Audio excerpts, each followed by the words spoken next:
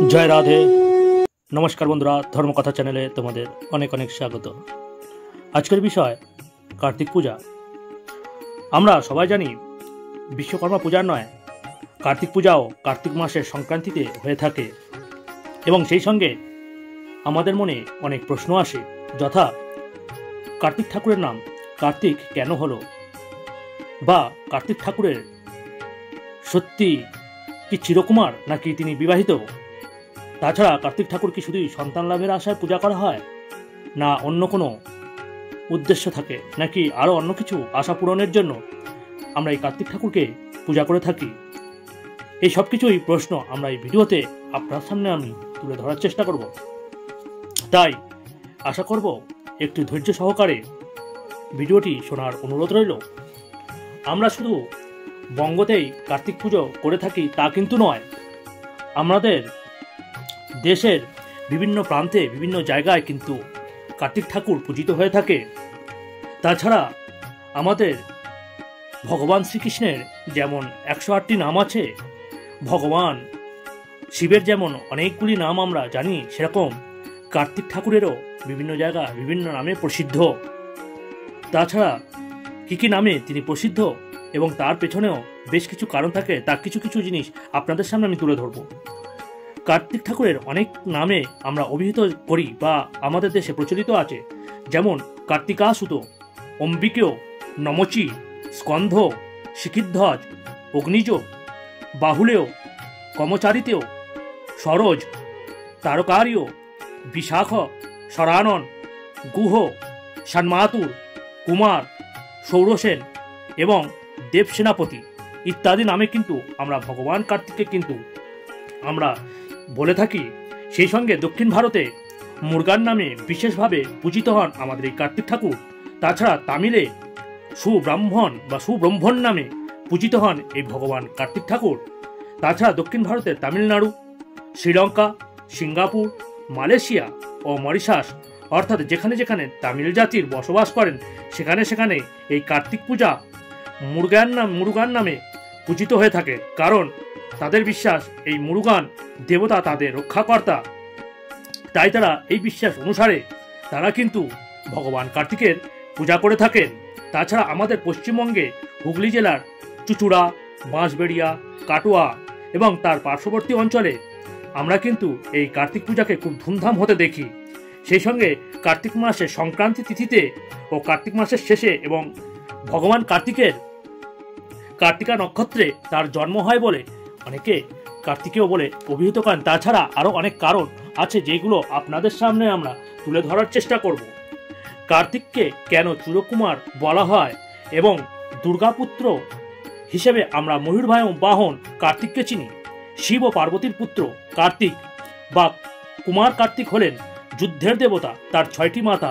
তিনি আবার স্বর্গেরও দেবতাদের সেনাবাহিনীর প্রধান অর্থাৎ সেনাপ্রধান দেবসেনাপতি উপাধিতে তিনি ভূষিত হন। কিন্তু আমরা অনেকেই জানি কার্তিক হলেন চিরকুমার এবং অবিবাহিত।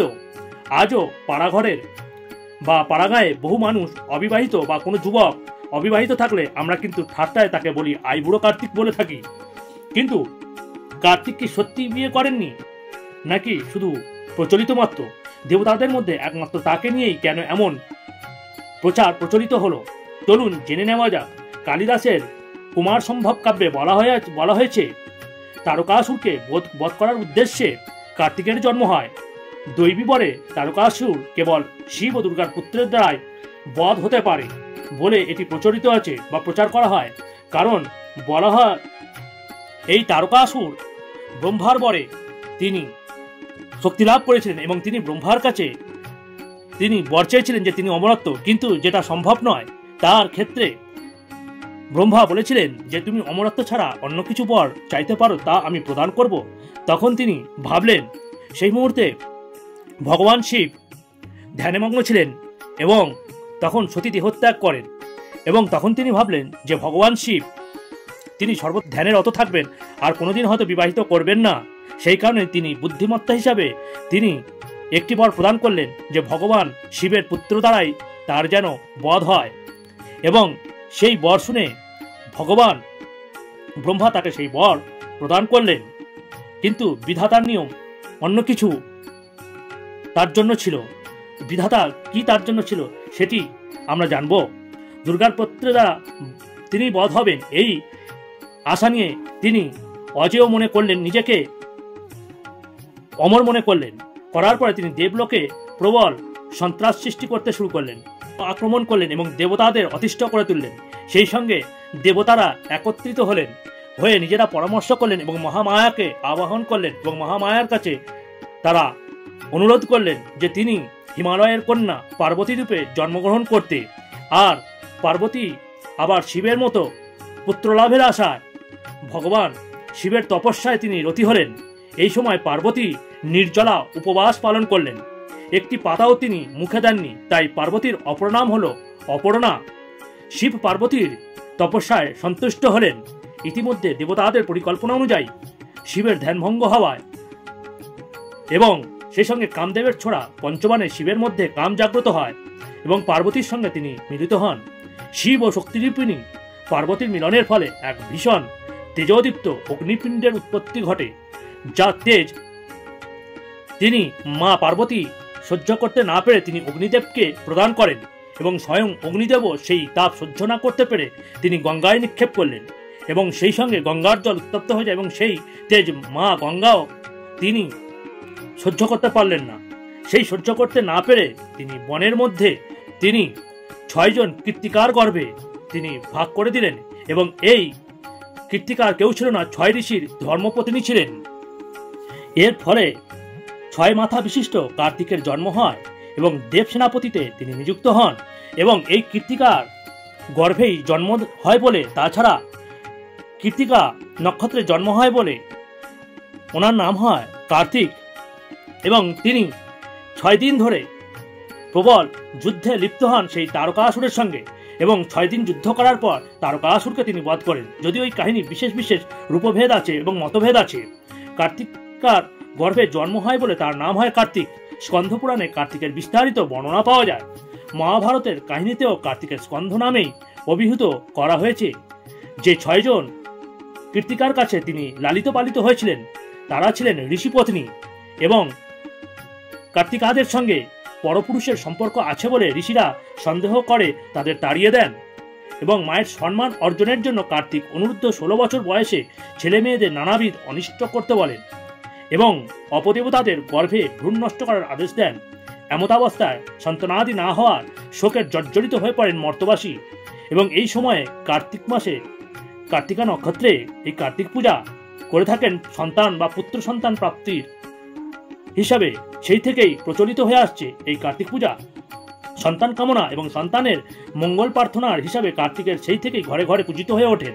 তাই হিন্দুদের কাছে কার্তিক হল উর্বরতার প্রতীক এবং যুদ্ধের দেবতা কার্তিক চিরকুমার, অর্থাৎ তিনি অবিবাহিত।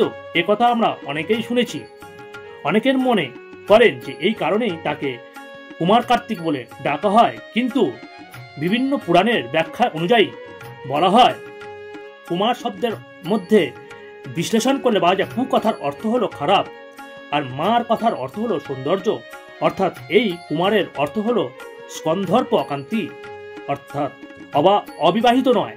তবে কার্তিকের চিরকুমার স্বভাব কেন হলো তাই নিয়ে লোকশ্রুতিতে একটি সুন্দর কাহিনী আছে, যা মাতা পার্বতীকে নিয়ে এবং ভগবান কার্তিককে নিয়ে একটি বিশেষ গল্প আছে। দানবদের পরাজিত করে যখন ভগবান কার্তিক বাড়ি ফেরার সংকল্প করলেন, এক ধান ক্ষেতের ওপর দিয়ে তিনি যাচ্ছিলেন এবং অনিন্দ সুন্দর নারী উষার সঙ্গে কার্তিকের দেখা হয় এবং সেই দেবকন্যাকে কার্তিক বিবাহ করতে চান। ইতিমধ্যে এই বিবাহের ব্যাপারে তার মায়ের মতো মত আছে কিনা তা জানা দরকার বলে মনে করেন এবং উষাকে একটি ধান ক্ষেতের মধ্যে দাঁড় করিয়ে রেখে কার্তিক তার মা পার্বতীর কাছে অনুমতি নিতে যান। সেই মতে মা পার্বতী এই কথা শুনে মুখে সম্মতি জানালেন আর সম্মতি পেয়ে কার্তিক মহা আনন্দে বরের সাজে উষাকে বিবাহ করার জন্য ছুটে গেলেন। কিন্তু সেই বীজ ক্ষেত্রে অর্থাৎ ধান খেতে কিন্তু পরক্ষণেই তার মনে হলো বিবাহের আগে মাকে প্রণাম করতে হয়, তাই তিনি সম্পূর্ণ ভুলে গেছেন। তাই তিনি আবার ফিরে গেলেন মায়ের কাছে, পার্বতীর কাছে। আর তখনই তিনি দেখলেন যে মা দুহাত ভরে তিনি অকল্পনীয়ভাবে তিনি ভক্ষণ করছেন এবং এই দৃশ্য দেখে কার্তিক অবাক হলেন এবং বিস্মিত হলেন এবং মা পার্বতীকে দেখে এহেন আচরণ কারণ জিজ্ঞাসা করলেন যে মা, তুমি এহেন আচরণ কেন করছো, এইরকম ভাবে তুমি ভক্ষণ কেন করছো? কার্তিকের এই প্রশ্নে মা পার্বতী উত্তর দিলেন যে কার্তিক বিয়ের পর ঘরে বউ আনলে বা বউ এলে তাকে যদি ভালো মতো খেতে না দেন, তাই আগেভাগে তিনি খেয়ে রাখছেন। এই কথা শুনে কার্তিকের মন বিষণ্ণ এবং খারাপ হলো এবং তিনি প্রতিজ্ঞা করেন তিনি আর কখনোই বিয়ে করবেন না। এদিকে কার্তিকের অপেক্ষায় উষা সেই ধান খেতেই দাঁড়িয়ে থাকেন। কার্তিক আর বিয়ে করতে যাননি সেখানে। পরে যখন উষা সমস্ত ঘটনা জানতে পারেন, তখন তিনি প্রতিজ্ঞা করেন সেই ধান খেতেই তিনি আজীবন অপেক্ষা করে থাকবেন। কার্তিকের প্রত্যাখ্যান সহ্য করতে না পেরে এই মুখ কারোর কাছে তিনি দেখাতে চান না, তাই তিনি ধান খেতে লুকিয়ে থাকতে চান। এই জন্য আজও কার্তিক মাসে আমন ধান ওঠে, আর মানুষের বিশ্বাস এই আমন ধানই হলো বা আমন ধানের শীষই হলো উষা। সেই কারণে কার্তিক পূজাতে অবশ্যই কিন্তু এই ধান কিন্তু দেওয়া হয় বা ধানের শীষ কিন্তু দেওয়া হয়। এরপর থেকেই কার্তিক উষা উভয়ে অবিবাহিত থাকেন। আবার কোথাও কোথাও বলা হয়েছে যে কার্তিকের পত্নী হলেন মাতা ষষ্ঠী দেবী। স্কন্ধ পুরাণে বলা আছে কার্তিকের দুই স্ত্রী রয়েছে। প্রথম জন হলো ইন্দ্রের বোন দেবসেনা এবং দ্বিতীয় জন হলো ভল্লী। দক্ষিণ ভারতে যাকে দেবসেনা রূপে কল্পনা করা হয়, তাকেই পূর্ব ভারতে ও বঙ্গদেশে দেবী ষষ্ঠীর সঙ্গে তুলনা করা হয়, অর্থাৎ মাতা ষষ্ঠী দেবী তাকে মানা হয়।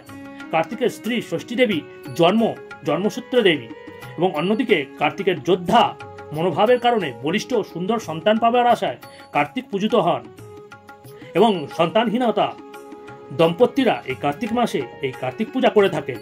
ফলে কার্তিককে চিরকুমার বলার পেছনে যেমন জনশ্রুতি রয়েছে, তেমনই বহু পুরাণে তার বিয়ের প্রসঙ্গ রয়েছে।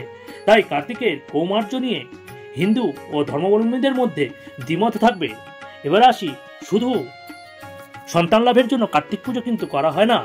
কার্তিক পুজো কিন্তু আমরা দুর্গাপূজার সময় অনেক অবিবাহিত কুমারী মেয়েরা কিন্তু কার্তিকের মতো বর পাওয়ার আশায় বা তার মতো সৌন্দর্য বলিষ্ঠ বর পাওয়ার আশায় কিন্তু কার্তিক পূজাও কিন্তু করা হয়ে থাকে। সেই সঙ্গে আমাদের কার্তিক পূজা শুধুমাত্র তেজ বিক্রমশীল সন্তান পাওয়ার আশায় তো করা হয়েই থাকে এবং আরও অন্যান্য বিষয় কিন্তু করা হয়ে থাকে। এবং সেই সঙ্গে আমরা বিভিন্ন নামে কার্তিককে কিন্তু আমরা জানি, যেটি আমরা পূর্বে বলেছি। কার্তিক কিন্তু বিভিন্ন নামে আমাদের কাছে পূজিত হয়। কার্তিকাসুত, অম্বিকেয়, অগ্নিজ, তারকীয়, সরানন, দেবসেনাপতি, কুমার, বিভিন্ন নামে। এবং এর পেছনে একটি গভীর ব্যাখ্যা আছে। কার্তিকাসুত অর্থাৎ ওই কৃত্তিকার গর্ভে জন্ম হওয়ার জন্য, তাছাড়া কৃত্তিকা নক্ষত্রে জন্ম হওয়ার জন্য তার নাম কার্তিক বা কার্তিকাসুত কিন্তু নামে পরিচিত হন। সেই সঙ্গে অম্বিকেয় অর্থাৎ মা পার্বতীর আর এক নাম হলো মাতা অম্বিকা এবং তার সন্তান হিসাবে তাকে অম্বিকেয় বলে কিন্তু আমরা জানি। এবং সেই মা পার্বতী যখন অগ্নির কাছে সেই অগ্নিপিণ্ড দান করেছিলেন এবং অগ্নির কাছে ছিলেন, সেই কারণে এই কার্তিকে অগ্নিযোগ হিসাবেও কিন্তু বলা হয়ে থাকে। এবং সেই অসুররাজ তারকাকে বধ করার জন্য সেই কার্তিকে কিন্তু তারকারীও বলা হয়। এবং সেই সঙ্গে ভগবান কার্তিকের 6টি মুখ থাকার জন্য তাকে কিন্তু সরাননও কিন্তু বলা হয়। আর যেটা আমরা সবাই জানি যে কার্তিক দেব সেনাপতি অর্থাৎ দেবতাদের সেনাপতির জন্য তাকে দেব সেনাপতি নামেও কিন্তু আমরা অভিহিত করি। এবং যেহেতু আমরা জানি যে কার্তিক চিরকুমার, সেই কারণে কিন্তু কুমার উপাধিও কিন্তু সেই নামে প্রসিদ্ধ পেয়ে থাকেন। তো বন্ধুরা, আজকের মতো এতটাই। যদি ভালো লেগে থাকে অবশ্যই একটি লাইক করবেন এবং যদি ভালো লেগে থাকে আপনাদের আত্মীয় স্বজনদের কাছে শেয়ার করবেন, তারাও যাতে এই বিষয়ে অবগত হন। আর ভালো লাগলে অবশ্যই লাইক, শেয়ার, কমেন্ট করবেন, জয় রাধে বলবেন। আশা করব আপনাদের ভালো লেগেছে। যারা সাবস্ক্রাইব করেছেন তাদের অসংখ্য ধন্যবাদ। যারা এখনও সাবস্ক্রাইব করেননি, এই ধরনের ইনফরমেটিভ ভিডিও পেতে অবশ্যই তারা সাবস্ক্রাইব করবেন, এইটুখানি আশা রাখি। এই বলে আজকের ভিডিও এখানেই শেষ করছি। হরি ওম তৎসৎ, হরি ওম তৎসৎ, হরি ওম তৎসৎ।